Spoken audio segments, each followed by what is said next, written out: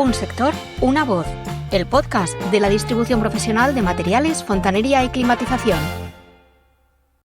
Muy buenas, empezamos un nuevo capítulo del videopodcast Un sector, una voz, el podcast de la distribución profesional de material de construcción, cerámica, fontanería y climatización, y que tratamos de poner sobre la mesa aspectos de actualidad. Y hoy es un día singular también porque vamos a hablar de aspectos de calidad con nuestros invitados, pero también vamos a hacer una reflexión sobre cómo acontecimientos y hechos inesperados pues pueden alterar absolutamente la visión, la previsión, incluso, por desgracia, aspectos vitales como es la vida de las personas. Y me refiero, hoy tenemos con nosotros a dos representantes de dos compañías también afectadas por la dana que se dio en Valencia, en la provincia de Valencia, los días 29 y 30 de octubre de 2024. Y que, hemos estado también con otros colegas que han contado su experiencia. Hoy, en este caso, es diferente porque son empresas que, aunque la central la tienen fuera de Valencia, tienen delegación en la zona afectada del territorio valenciano. Así que, Rocío, si quieres, ya nos presentas a nuestros invitados, invitada. Pues hoy tenemos con nosotros a David Atienza, de Grupo Hub, cuya delegación en Massanassa sufrió importantes daños, y también tenemos a Felicidad Martínez, de CIR 62, con almacén en Picaña, otro de los puntos calientes, ¿no?, justo en la zona cero de la dana. Para empezar, tener una visión general, pues contadnos cómo vivisteis de primera mano ese día, cuál fue la primera imagen que se os quedó grabada al llegar a vuestras instalaciones. No sé si ese día, ya imagino que al día siguiente, ¿no? Gracias. Hola, buenos días a todos. Hola, buenas a todas. Realmente el primer día imposible llegar. Es decir, si recuerdas, Sebastián, estábamos en el congreso ese día, sí. En el congreso de Andimac. Esa misma tarde que terminamos, 2-3 kilómetros, sí, ¿no? Al día siguiente, cuando terminamos, porque nosotros seguimos con el congreso, no sabíamos el alcance de lo que había pasado, ¿no? En la zona donde nosotros estábamos no llovía. Entonces, al día siguiente intentamos llegar a nuestro almacén en Picaña y fue absolutamente imposible. De tal manera que decidimos seguirlo intentando, y la verdad es que tardamos 48 horas en nosotros en llegar al almacén, y lo pudimos hacer andando en ese primer momento porque era imposible pasar con el coche. Teníamos información de primera mano porque uno de nuestros compañeros vive en Picaña. La gran suerte que no sufrió un percance desde el punto de vista de su seguridad personal, pero sí que estuvo implicado en la dana, con daños muy, muy fuertes en su vivienda familiar, y nuestro primer interés fue llevarle ropa y agua, que es lo que cargamos para andando. Hicimos un pequeño convoy de varios compañeros y se llegó andando hasta donde estaba su casa. Lo primero fue llevarle el agua y luego acercarnos al almacén, y claro, cuando llegamos al almacén, pues la visión fue dantesca porque lo había arrasado. Nosotros estamos bastante cerca del Barranco del Pollo, y si el agua pues se había llevado todo el almacén por delante, toda la zona donde tenemos la tienda o libre servicio, y el material pues estaba mojado porque parte estaba realmente mojado y parte se había caído porque las pilas de material se habían caído, y había pues unos 10 centímetros de barro en las instalaciones. Entonces, una situación complicada, con la gran suerte de que nadie dentro de la empresa, su vida corrió peligro, y la mayoría de nuestros trabajadores viven fuera de esa zona y no fueron afectados, pero con varios vecinos que sí que habían sido afectados y con alguna muerte en algún almacén de la zona. Mi equipo de allí cerramos temprano, entonces en el momento de la dana, afortunadamente, estaban ya todos en sus casas. O sea, que eso es un poco lo primero que nosotros vimos. Fue una imagen, no voy a decir de guerra, porque las guerras de un desastre que no alcanzas a entiendo que son conocer. circunstancias que o se viven y se ven en primera persona. Sí. Al final nosotros también fue una situación complicada. Nosotros salíamos de Massanassa el día 29. Normalmente nuestro horario es hasta las 6:30, 7 de la tarde. No era un día diferente a los demás. En Valencia hemos lo que es llover, lo que llamamos llover a pozales, Pues no se dio el caso. Sí que es verdad que teníamos alguna información de que, por lo que veías en las noticias o en la televisión, de que estábamos en la alerta naranja, que estábamos en la alerta roja, pero nada que condicionara nuestro día a día. Que no haya pasado otras veces, ¿no? Y es algo que dices, bueno, pues Lloverá. lloverá si tiene que ver o no, y esto se ha falsa alarma todo. Entonces, al final, y decidimos salir antes. Ese día, esto que sales y dices, esto, no sé, hay algo que dices, no es cielo gris, sí que es verdad que hacía viento y decidimos salir. Y de forma manera que cuando llegamos todos los compañeros a casa, empezó aquí en Massanassa el festival. O sea, fue algo horroroso. Tuvimos la gran suerte también de que los compañeros, porque tenemos 4 familias que viven en la zona afectada, en Paiporta, en Benetússer y 2 en Catarroja, tuvimos la suerte de que fue solo material, que no fue personal, y es algo que, aunque sea una frase socorrida, es verdad, oye, al final el dinero, si lo puedes pagar con dinero, lo que se rompe, pero la vida es eso algo no se que repara. no se puede reponer. Entonces nosotros sí que el día 30, pegados a la tele y a las noticias, con el corazón encogido por la situación que estábamos viendo y porque era impactante, y el 31 ya es que no podíamos más. O sea, entre comillas, no la jugamos un poco. Nos fuimos andando desde Valencia, desde nuestra vivienda, hasta Massanassa. Y el recorrido que hicimos fue La Torre, Sedaví, Benetússer, Paiporta, lo llegamos hasta que llegamos a Massanassa, y eso fue horroroso. Horroroso. Ya solo el camino, ya intuíamos que realmente ahí había pasado algo de magnitud, que inimaginable, era ¿no? algo algo a lo que no estábamos acostumbrados.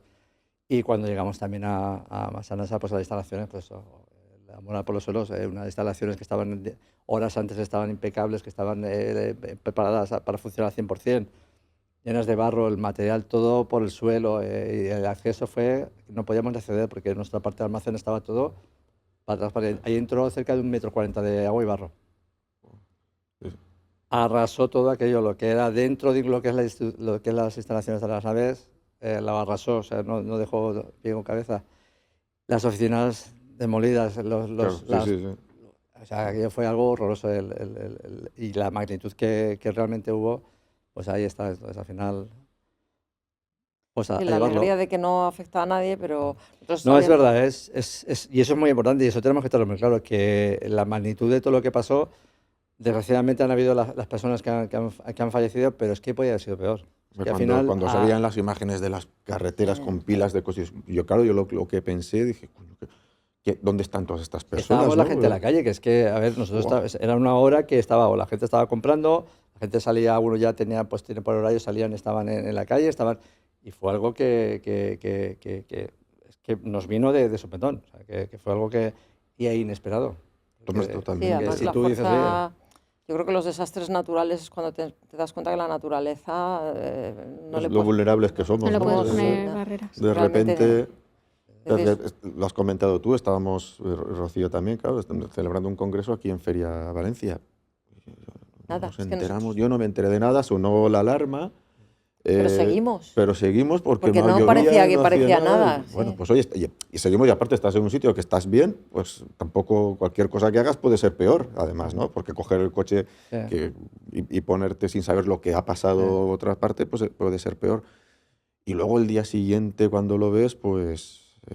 Bueno, detalle, nosotros, es que fue así, nosotros cuando salimos de la zona, que eran las 6 menos cuarto, las 6, sí que ya empezabas a ver que, claro, pero es que te vas nosotros vimos pasado el cauce del Turia, al otro lado donde no llegó nada, y no iba con ellos, o sea, no iba con nosotros. O sea, yo no decía, ¿cómo es posible? Incluso cuando ya se desata todas las informaciones que nos llegan, los vídeos, dices, si es que eso está aquí al lado y aquí no ha llegado nada, entonces te sentías como decir, bueno, esto realmente está pasando aquí al lado. Sí, es lo que nos pasó a nosotros cuando intentamos llegar, que yo, pensamos llegar con el coche, y veías gente en las cafeterías, o sea, porque pasábamos por Valencia normal, y de repente llegó un momento en el que ya era absolutamente imposible, y éramos casi, nos costaba hacernos idea de, como veníamos de una zona perfecta, cómo estaba aquello, o sea, porque no estábamos preparados. Yo no estaba psicológicamente preparada para lo que vi, ni me lo podía imaginar que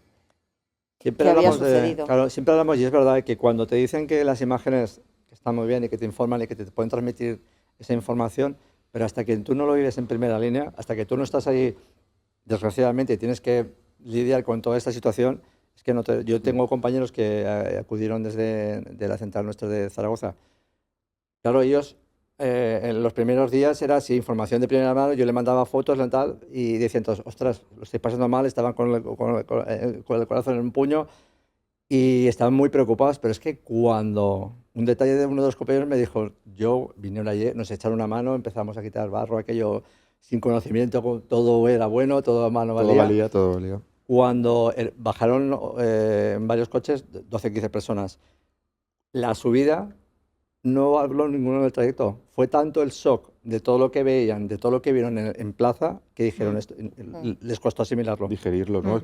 Es que yo creo que en las circunstancias extremas tú no te puedes meter ahí salvo que estés metido, ¿no? En enfermedades, en catástrofes, es algo que no te lo pones. Tú lo puedes ver, te puedes hacer una idea, pero es lo que dices, ¿cómo es posible? Que no será para tanto, no lo puedes interiorizar. Yo estaba, ya como he comentado, yo estaba el día anterior que estaba en casa, estaba en el calor de mi hogar, estaba sentado en la tele sin poder hacer nada y yo, claro, veía imágenes de zonas que paso todos los días por ahí, zonas donde realmente decías, ostras, que... Y sí, yo decía, grave, es muy grave, pero no tenía yo esa percepción de catástrofe, es decir, la que se ha liado, la que nos viene encima, no la percibes. Entonces, claro, cuando llegas allí, que es como te pasa a ti también, pues no sabes qué hacer, o sea, no la asimilas, es un shock, esto es algo que, y más cuando luego también es algo tuyo, algo de decir, bueno, aquí es el trabajo de muchos años. Bueno, es que más no sabes por dónde empezar, claro. Es decir, cuando ves aquello, ¿por dónde empezamos? Vamos a ir poniendo imágenes de vuestros almacenes para que la puedan ver las personas que estén viendo este podcast. Resumidnos un poco mientras las ponemos, ¿cuáles han sido las principales consecuencias, ¿no? Materiales y económicas en vuestros casos? Nosotros habíamos inaugurado este almacén en mayo y en octubre se lo llevó entero la Dana y lo teníamos, pues bueno, pues como se tiene un almacén al principio de inaugurarlo, nuevo, perfecto, y hemos tenido que hacer 2 inauguraciones en un año porque se lo llevó todo. Cuando digo todo, es todo el material que había, porque de una manera u otra estaba afectada. Voy a poner, o sea, decir, productos de aislamiento, pues es que el agua los hincha, todo el tema de maquinaria, todo eso completamente lleno de barro, o sea, es que estaba imposible. Lo primero que hubo que hacer un poco también es conseguir EPIs para la gente, que era muy complicado. Elementos de limpieza, EPIs, hubo que mandarles desde Madrid material. Organizamos varios convoys de gente para bajar cosas para Valencia porque era muy complicado encontrar aquí en Valencia, pues desde botas, trajes completos de ropa para que la gente llevara, mascarillas, eso era un poquito más fácil encontrar, porque nada de lo que nosotros teníamos allí valía absolutamente para nada, entonces hubo que empezar desde cero. Y luego la limpieza, yo creo que se vio la solidaridad mucha de nuestros vecinos y de la gente de nuestra propia empresa, que yo creo que hay que agradecer a un montón de trabajadores que pedimos voluntarios para bajar a Valencia a ayudar, y bajaron. Bajaron desde Madrid. Desde Madrid, sí, bajaron desde Madrid. Todas las semanas teníamos aquí, fuimos rotando gente para que no claro, que viniera gente aquí a ayudar, para no dejar solos al equipo de Valencia y estar trabajando con ellos.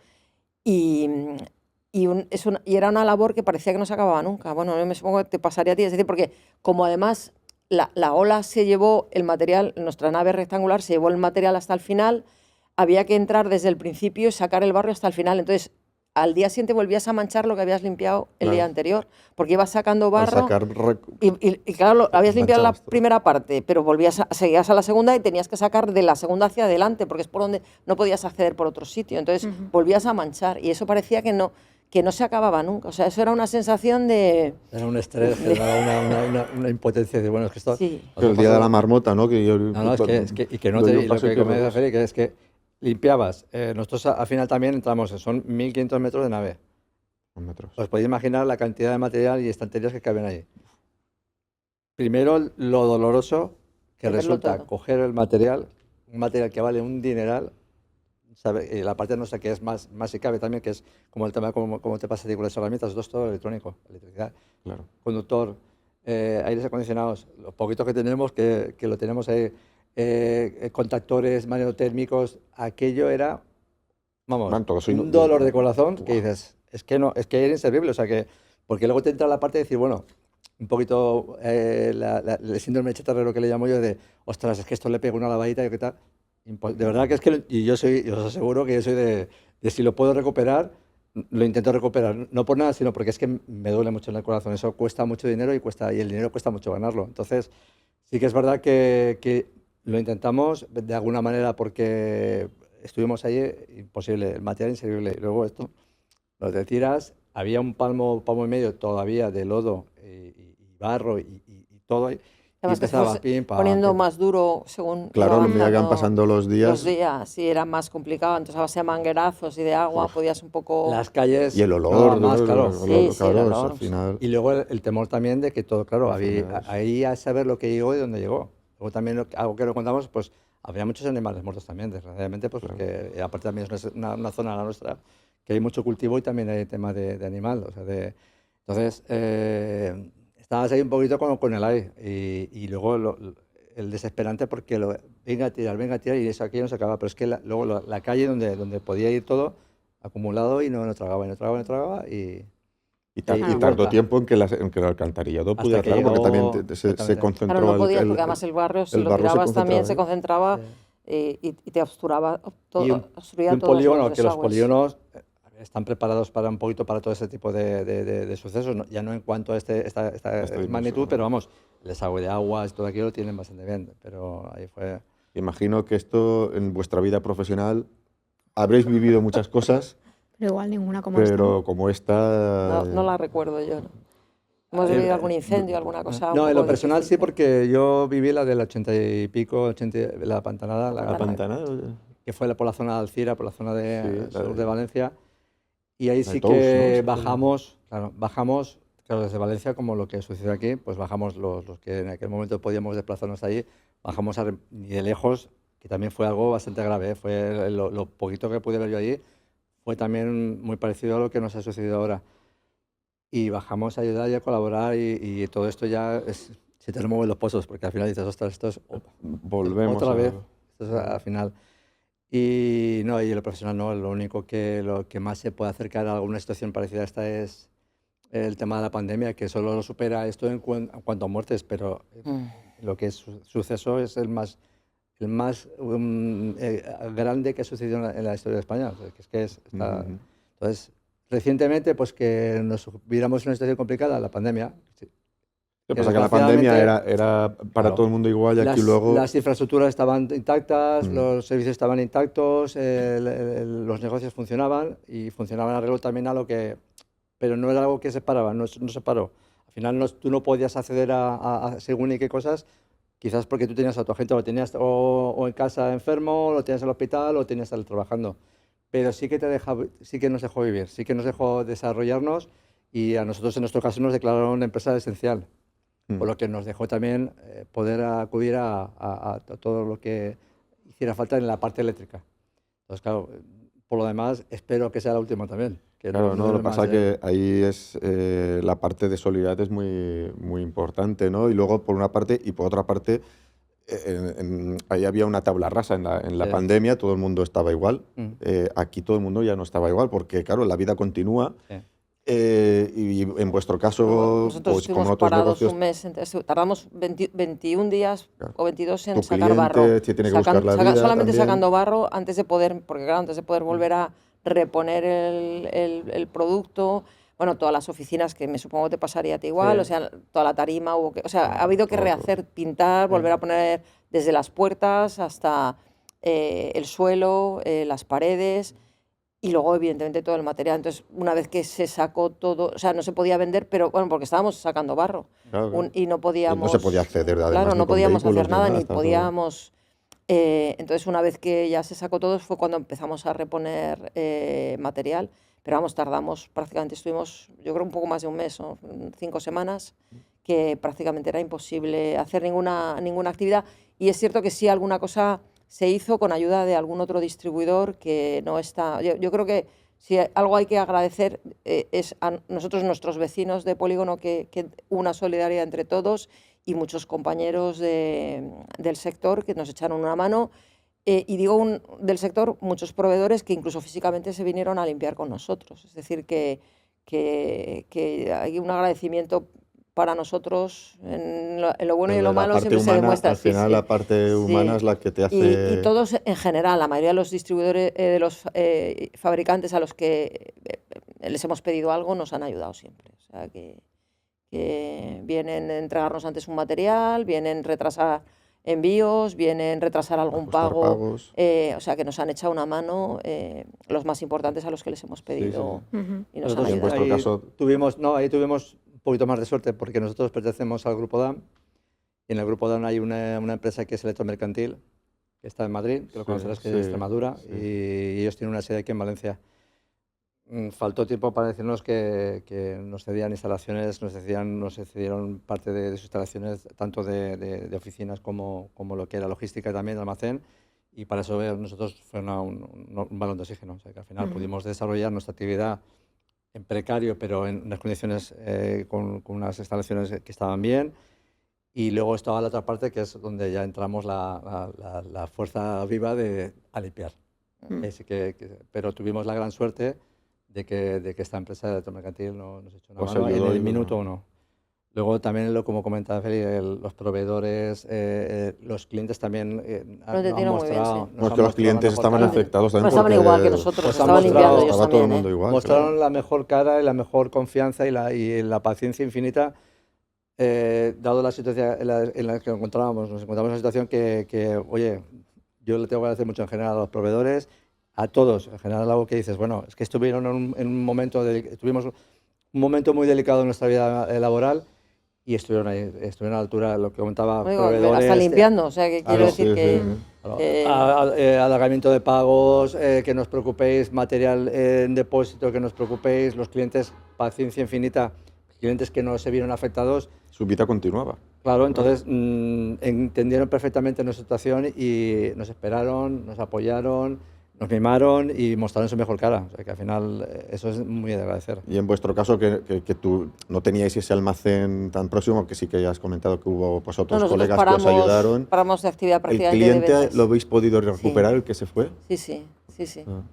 Sí, sin ningún... Bueno, yo creo que muchos de los nuestros estaban afectados también, estaban limpiando en la misma situación que nosotros. Alguna cosa muy urgente que hubo que intentar hacer se hizo con ayuda de algún distribuidor que colaboró con nosotros y los clientes los hemos recuperado sin ningún problema. Yo, digo sin ningún problema, gracias al esfuerzo del equipo comercial que en todo la gente da lo bueno y el equipo de Valencia ha dado 100%. Lo bueno, no lo buenísimo. Lo buenísimo, excelente. O sea, porque todos los días ir a limpiar, todos los días es un trabajo y lo digo que, bueno, pues hay gente que está más acostumbrada a trabajo físico y otra que está menos acostumbrada a trabajo físico.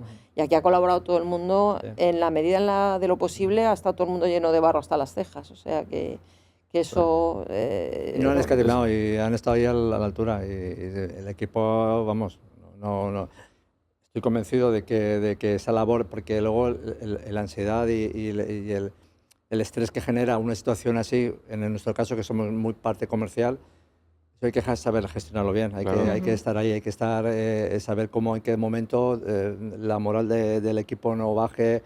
Eso es una labor que nos ha tocado hacer. Y gracias también... sobre todo el equipo que hemos tenido, que han estado a la altura y que han sabido asimilar todo esto, pues, se hace más llevadero. Al final es una situación que también te vas descubriendo. Vas descubriendo situaciones y vas descubriendo situaciones. Entonces vas sobre la marcha. Yo creo que no tenemos ningún manual no hay una guía. Eso es como ser padre, que te lo vas... Los míos vinieron sin manual, mis hijos. Entonces yo creo que si hubiera vivido eso, lo que me queda. Sí. O sea, que eso... Y una situación pues tan extrema, ¿no? como esta, yo creo que hay que poner muy bien el acento en los equipos que desde el primer día dieron el callo, también los proveedores, que eso es muy bueno, ¿no? Porque al final hay un problema, vamos a ver de qué manera lo podemos ayudar. Pero claro, también en este tránsito del problema, pues uno se planteará cosas, ¿no? Es decir, que además estamos en un mundo que desde 2020 hasta ahora, pues cuando raro es el mes, como quien dice, que no hay algo que te sorprende. Y ya pensando un poco en el futuro, ¿os ha hecho pensar, repensar o sobre cómo tiene que evolucionar ya el modelo de negocio, la relación con los clientes también, ¿no? Porque aquí estáis hablando de un factor que es la relación personal, ¿no? Que en un momento de transformación digital que parece que lo personal se pierde. ¿Esto ha servido para que vosotros o con vuestros equipos de repente alguien diga, oye, ¿por qué no plantear otro tipo de...? No, yo creo que, bueno, nosotros sí que hemos hecho cosas, y es que, aunque recientemente habíamos inaugurado el almacén, sí que hemos reubicado mercancía en sitios que ya hemos pensado, oye, pues ya que lo vamos a hacer de nuevo, esto lo podemos hacer de otra manera diferente, o este que teníamos aquí colocado lo vamos a colocar en otro sitio, o esto que lo habíamos hecho así. Con respecto a los clientes, no, yo creo que, o sea, no hemos pensado en ninguna estrategia diferente o nueva, o mentiría si dijera que se nos ha ocurrido alguna idea mucho más brillante. Yo creo que la importancia de una relación siempre honesta y sincera con los clientes. Y de la misma manera te pasa con los proveedores, que te das cuenta de quiénes están detrás. Al final, un distribuidor, nosotros somos un poco una llave de unión entre el fabricante y el instalador o el cliente final. Y te das cuenta que si las cosas van bien y fluyen y tienes ese respaldo, puedes salir adelante. Entonces, lo único que te refuerza es con quién quieres estar y con quién no te interesa, o con quién no quieres estar, ¿no? Es una buena lección también importante. Pero bueno, nos sirve, yo creo que, por ejemplo, a mí yo voy a poner también para saber todas las cosas que tienes que tener perfectamente colocadas y ubicadas, y no tienes que andar buscando papeles de seguros y de un montón de información que ha habido que ir trabajando con posterioridad. Entonces, ahora sí que soy mucho más consciente y he revisado muchas cosas en el resto. Nosotros tenemos más de un almacén y he revisado cómo están todas las cosas en todos y cada uno de los almacenes, para si alguna vez pasa algo, de manera muy rápida y muy... Aquí teníamos mucha suerte, crisis, ¿no? Porque la teníamos hecha, exactamente, un protocolo de gestión de crisis más actualizado que habíamos inaugurado. O sea, tenía las facturas, había material sin pagar, como digo yo, porque acabamos de inaugurar y teníamos cosas, productos nuevos que habían entrado 15 días antes. Ahora lo que he aprovechado es para reorganizar todo eso en todos los almacenes, seguros, o sea, tenerlo todo mucho más claro y tener un protocolo de crisis más actualizado, porque son cosas que no piensas que vas a necesitar. Sí, pero a ver, también es verdad que nuestras empresas, eso lo llevas en el ADN, el mejora continua, el estar al tanto, estar en el mercado, en las áreas comerciales, para los comerciales que vayan con un producto, formación, la ubicación del stock en el almacén. Eso va con nosotros, esto es algo que te lo lleva, el ADN te lo lleva. Entonces tú, cuando tienes una empresa y eres un empresario, tienes que tener los conceptos muy claros. Y las empresas que hemos sufrido, yo estoy convencido de que todas ellas tenemos claros los conceptos, dónde tenemos que poner el material, dónde tenemos que mejorar, y no la situación está provocado que nosotros nos espabilemos más, simplemente que nos ha dado un toque de atención, porque también nos da que pensar, vamos a ver, mi empresa, ¿para qué está aquí? Entonces, aquí sale otro problema, o tenemos otro foco donde tenemos que actuar, que es el calentamiento. Tenemos que participar más activamente porque esto ha sido producido por una situación meteorológica. ¿Realmente esa situación meteorológica ha sido el tema del calentamiento? Vamos a ponernos todos también. ¿Qué riesgos puede haber? Claro, que al final nosotros tenemos mucho que decir en eso. O sea, nosotros como empresa tenemos que promover el tema del carbono, dejar la mínima huella posible de contaminación, crear departamentos potentes donde tu empresa intente generar el residuo menos posible y dejar tu huella lo menos posible en lo que es en este planeta, y tomárnoslo en serio, porque esto ha sido un toque, en ese sentido ha sido un toque, para los que hemos vivido en primera línea, es un toque importante. Entonces, no deberíamos olvidar, sin olvidar lo que comenta Félix, que si, realmente pues eso, pues te enseña, pues a lo mejor sí que resulta que colocabas el panel en un sitio y decía, ya has visto que con la entrada del agua pues te lo puede perjudicar. Sí, pero eso es algo ya que va con nosotros, es el día a día nuestro. Pero yo entiendo y creo fielmente que tenemos que el tema del calentamiento Pues, tenemos que abordarlo. Has abierto una puerta que ya es empezar a mirar para adelante el calentamiento, que lo englobaría dentro de la sostenibilidad, sí. Claro. en efecto, ¿no? Que además es una de las asignaturas pendientes del sector de la distribución, porque la parte industrial está sensibilizada porque le afecta directamente más desde el punto de vista regulatorio. La parte de cliente cada vez lo va a estar más, pues el año que viene se va a aprobar el documento básico de sostenibilidad y esto va a transformar bastante incluso el mix de producto dominante, etcétera, ¿no? Y el distribuidor, con todos los procesos también de circularidad de los sistemas, que bueno, en el caso vuestro pues ya estaba la RAP de aparatos electrónicos, pues ya afectaba en el resto también.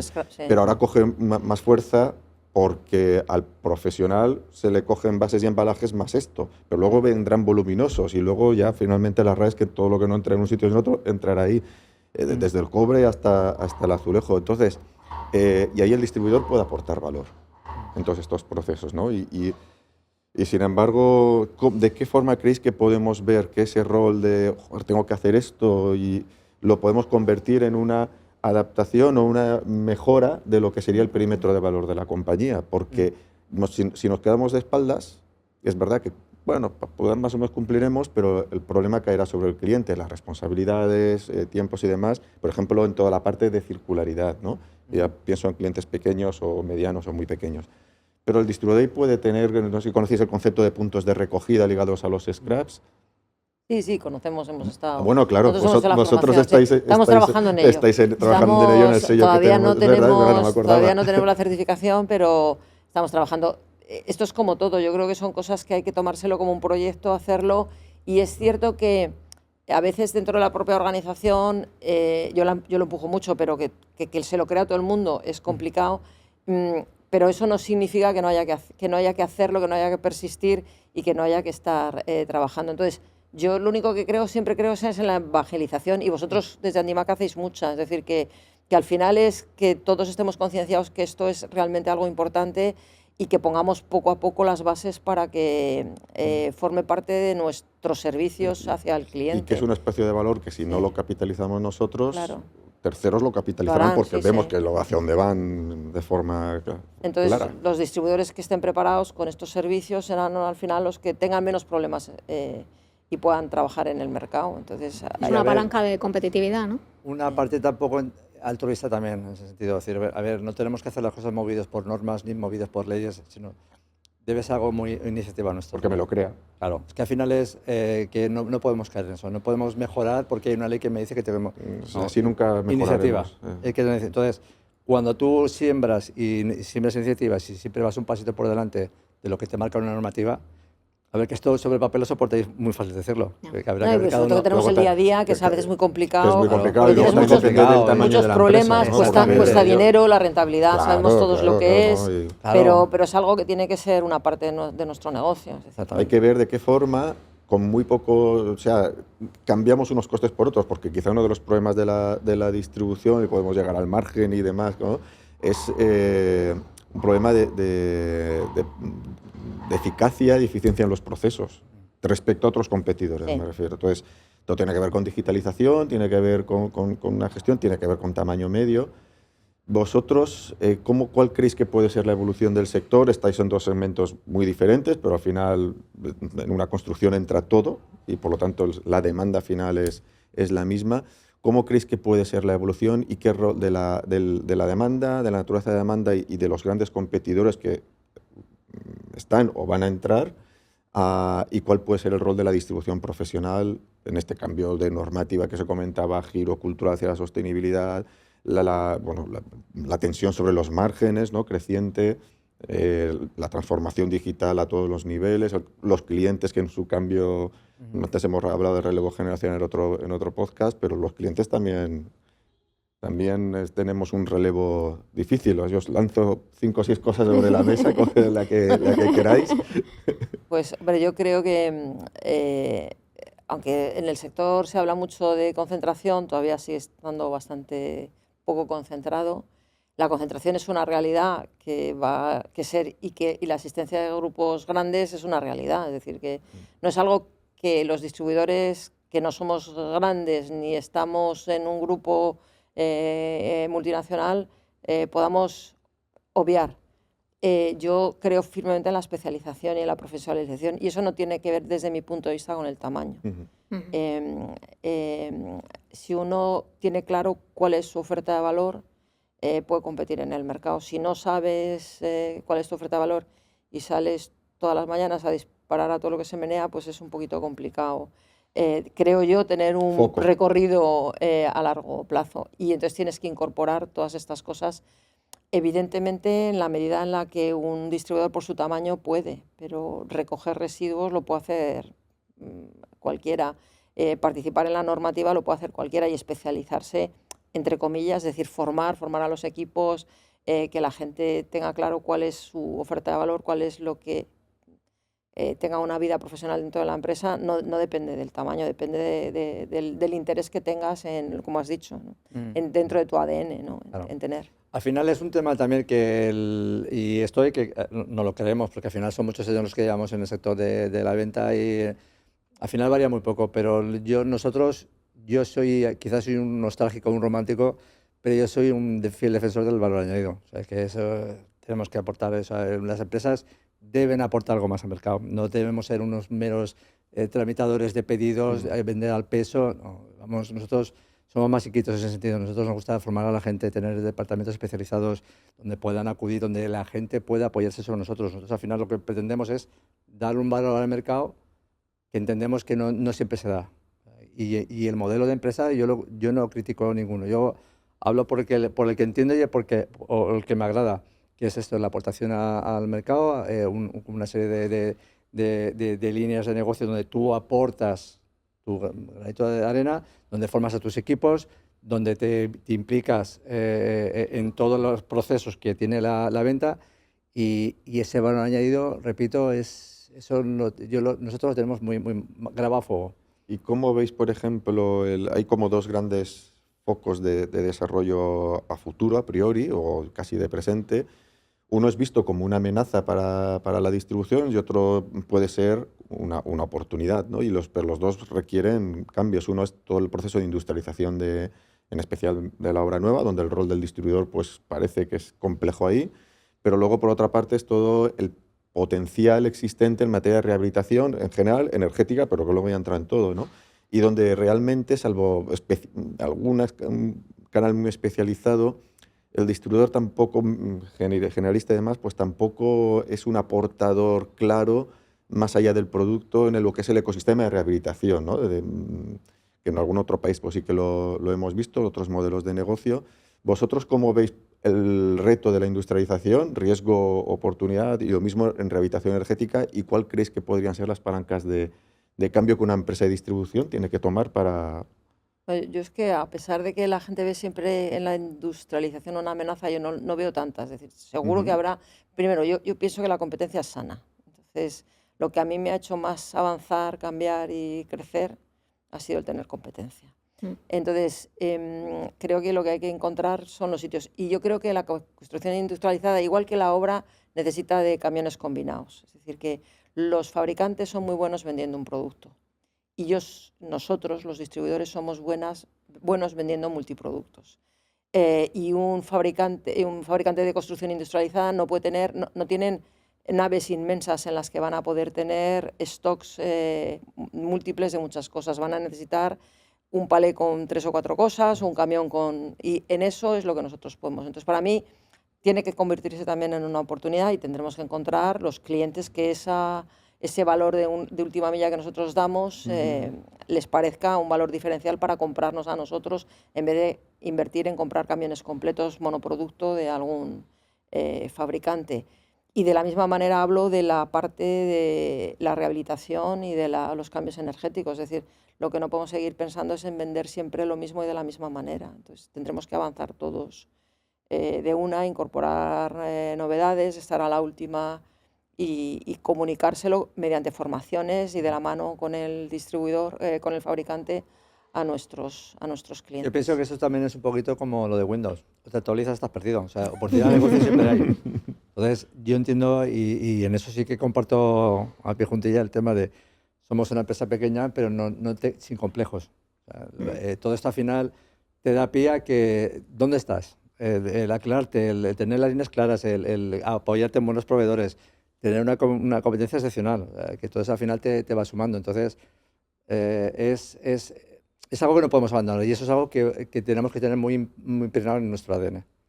Oye, pues me encanta porque a veces el pesimismo, ¿no? A veces hablas con colegas y esto... Después de lo que hemos pasado, pesimismo, por favor. Yo creo que hay que levantarse todos los días para ser mejor, ¿no? Para ser peor ya... Eso de ver la competencia y los retos como un estímulo para ver cómo construyo, ¿no? Y yo pienso, a ver, que esto es como la famosa vergüenza torera. Al final, oye, te puede... Yo pienso que cuando llega en tu vida profesional, tu trayectoria profesional, dices, ya me pesa todo, ya creo que no voy a aportar lo que de mí se espera, como los toreros, te retiras tranquilamente y, oye, y ahí dejas tu legado, que está bien. O sea, que también tenemos que ser capaces de decir, oye, mira, hasta este empuje es tan abrumador que yo no sé si hubiese capaz o voy a estar a la altura. Con lo que, como los toreros, te corta la coleta... Es bueno saber cuándo parar. Y dejar paso, que viene gente muy buena y muy preparada. Y eso me agrada muchísimo decirlo. Es que viene gente empujando muy fuerte. Y gente con otras actitudes, otra mentalidad de mundo que se preocupan y se sensibilizan con su entorno, incluso más de lo que nos ha tocado vivir a nosotros. Y es que eso da gusto. Que eso te da una satisfacción de decir, bueno, ostras, que al final va a haber, ni mucho menos que piense yo que después no va a haber nada, sino simplemente que va a haber una continuidad sana y preparada, que es muy importante. Es muy importante. Tú también compartes ese diagnóstico, ¿no? Intentamos, o sea, yo creo que el talento es transversal. Viene fuerte. Viene gente con muchas ideas diferentes. Yo creo que hay que pensar un poco, como dicen los americanos, fuera de la caja, ¿no? O sea, decir, entonces incorporar gente que piense de otra manera diferente y que haga cosas distintas. No hay que hacerlo todo igual, hay que cambiarlo todo para que todo sea igual. Así está. Pues oye, muchísimas. No sé si que ahora Rocío hará unas preguntas. No. Rocío y mi chat. Bueno, yo solamente por añadir un mensaje de esperanza, nos está yendo bien en Valencia, quiero decir. Que quitando lo que hemos pasado, es cierto que también toda esta reconstrucción y el ánimo, nosotros no nos podemos quejar de cómo estamos recuperando el negocio, cómo estamos recuperando clientes y las oportunidades profesionales que estamos encontrando. A nosotros sí que es verdad que también estamos en línea, estamos satisfechos con lo que está pasando y cómo se está desarrollando todo. Pero sí que notamos que no ha entrado todo el dinero que tiene que entrar. Bueno, eso. Ves que la gente esa parte todavía no hemos entrado en eso. Tengo que hacerlo, pero no puedo. Nuestra experiencia, nosotros de todo el montón de dinero que nos tiene que entrar, nos han hecho un adelanto. Estamos a mes 7 ya. Nosotros tenemos la gran suerte de que tenemos riñón y tenemos una empresa que responde, pero es que hay mucha mediana y pequeña empresa que es que no lo tiene, que es que funciona el día. Nosotros estamos en la misma situación, es decir, el consorcio de compensación nos hicieron un pequeño adelanto y no nos han pagado. Y nosotros preguntamos todas las semanas, y todas las semanas está en trámite. Entonces, si no es porque estamos dentro de una empresa, porque tenemos riñón para poder... en muchos casos tú conoces un caso en concreto, que además lo hemos entrevistado, que tiene un almacén en Picaña, solo un punto de venta, todos estos procesos largos y demás, y al final pues no puedes continuar, ¿no? Quien tiene... Como has comentado, quien tiene la suerte de haber tenido otros puntos de venta, pues se ha podido apoyar y lo ha tenido más fácil. Nosotros el volver a llenar el almacén lo hemos hecho con nuestro pulmón. Dinero no hemos cobrado. Es decir, que ha habido una pequeña ayuda, pero el resto, o sea, lo que es el grueso, y no sabemos lo que vamos a cobrar, porque con o sea, que tampoco sabemos si vamos a poder cobrar el 100% de lo que hemos perdido. Yo seguramente no, es decir, como soy optimista, tengo cierta esperanza, pero lo cierto es que hemos tenido que volver a hacer todo como si hubiésemos abierto 2 puntos de venta en vez de 1. Sí, es que en un año habéis abierto 2 puntos de venta. Y que lo lamentable, y eso sí que es un poco alzar un poquito la voz, es que estemos a mes 7 y que las instituciones en plano, o sea, que al final, lo que comentamos, nosotros tenemos riñón y tenemos músculo y tenemos la suerte de que se ha hecho un recorrido y hay dinero. Pero yo estoy en el programa Masanasa, estoy en un chat donde hay un montón de empresas de pequeñitas, medianitas, que ya han tirado hasta sus recursos personales, es que están asfixiados. Si no es que 7 meses una empresa pequeña que no tiene otra alternativa más que tu zona, estás perdido. Y gente que se ha planteado ya no seguir, porque es que están asfixiados porque, claro, no entra el dinero, y eso es lo que sí que hemos notado. Pues que la economía más o menos la venta no va todo lo bien que fuera, pero se mantiene, pero la gente se ve amarrada porque es que no le entra dinero. Es que las compañías no están... Hay muchísimo Bueno, que los hacer. seguros no están... El tema del Muchísimo. consorcio, sobre todo, se ha comentado, y hay ayudas públicas ahí, y la confianza es fundamental, y la confianza en las instituciones es vital para... Es que el otro día estuve para leyendo vivir. un artículo, a ver, se calcula que fueron más de 22.000 millones de pérdidas. Es que no ha entrado ni una tercera parte de todo lo que... A ver, pongámonos yo me pongo en la ama de casa, en el taller mecánico, de En las la zonas floristería, afectadas. no Una sé qué, todo floristería, un taller- son negocios que no sabes Es si van que a no tiene volver. más. Y 22.000 millones, 60 y pico mil empresas, el 1,3% del PIB de España, y que todavía estemos así, pues que alguien se lo haga mirar, por Pues sí, favor. pues tomamos nota, y por lo menos que a ver si conseguimos que llegue, que lo ha dicho durante muchos meses mucha gente. Sí, sí. Nos quedamos con ese mensaje sobre todo de optimismo, ¿no? De seguir hacia adelante. Y no sé si queréis... Nada, agradeceros la oportunidad que nos habéis dado Vosotros, Para a comentar vosotros. y... para comentar.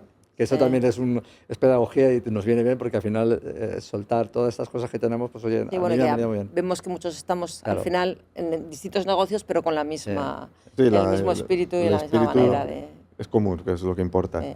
Pues oye, Muchísimas gracias. Gracias a vosotros. felicidades, y David, muchísimas gracias, Bien, y hasta la próxima. Muy bien, muchas gracias. gracias. Gracias.